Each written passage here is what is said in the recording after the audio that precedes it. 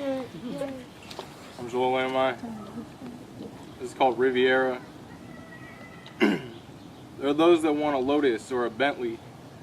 Some folks want an Escalade with 22-inch Daytons. Some kind souls just want to drive one of them hybrid cars that get real quiet when you drive them slow. Some folks even ask Jesus to help them get that van or pickup, and hell, from the stories I've heard, sometimes he even does. Me, all I ever wanted was a 1964 Buick Riviera. The lines, the power, those signature scoops on the side. Like driving a shark, a loud steel shark. I found one once, beautiful gunmetal gray, all that chrome, white wall tires, just right for me. It even been outfitted with a tape deck. But once I bought it, there were problems. The belts were worn, the transmission slipped and bucked. Even the windshield wipers would turn off or on without warning, unpredictably, as though possessed. Driving it became scary, but not in the exhilarating way. Its unpredictability, its unreliability became irritating, wearisome, finally outright exhausting. I doted on it so, but I became resentful. There was only so much I could do. I'm not a mechanic. I don't have the time or inclination to learn. Waiting through a junkyard looking for parts sounds romantic, but let's be honest, I have shit to do. So I sold it. The guy who bought it was a friend of a friend. I would see him driving it around the city and would be seized with jealousy, blind rage. He looked so cool in my fucking car. I wanted to kill him, would see it parked, and want to key it, slash his tires, put sugar in the gas tank. I had only myself to blame. Had given it up, glad to be rid of it. But this irrational rage, it was mine and I wanted it back. But then something happened. I was riding the bus in the rain and saw him standing by the side of the road, the hood smoking, waiting for AAA. It happened once, twice, 3 times. I laughed and laughed at his misfortune, so glad that it was his problem now. And baby, that's what happened with you and me.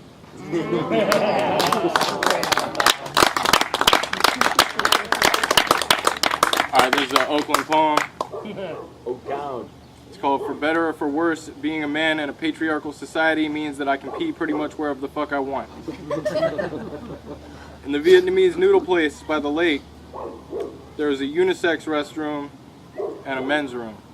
Every time we eat there, we think of you. Every fucking time, right?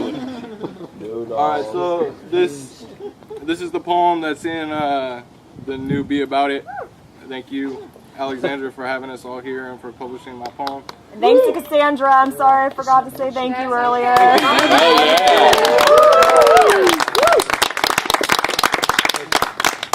Alright, so this is called Tiffany's. I went into Tiffany's on Union Square with my father. It was crowded. Neil Young was the only other shabby-looking motherfucker in the joint. I was clearly the only one without money to burn. We went upstairs. The girl behind the counter looked at the rings through my ears, at the heavy ring hanging from my nose. "You look like you're good on jewelry," she said. I laughed nervously. I looked her up and down, looked her right in the eye. "What can you show me in stainless steel?" Alright, so my college graduation was yesterday. Oh yeah!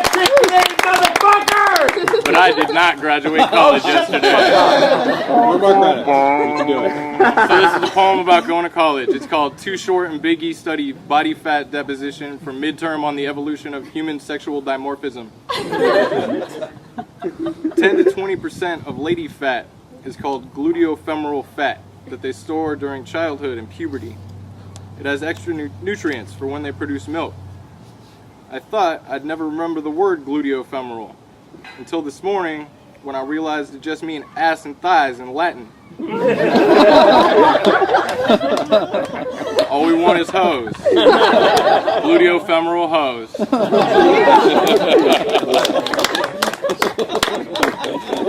I'm going to finish on this. This is brand new. I sort of stole the title from Big Bill Brunzi. If you don't know who he is, look him up. It's called These Bugs Keep Biting Me.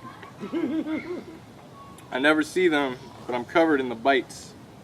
I've always reacted badly to bug bites, itch like a son of a bitch, and they've always loved to bite me ever since I was a kid. The itching reminds me of how I felt inside in those months after she left. It's excruciating just to leave them, but I scratch them bloody and swollen when I don't.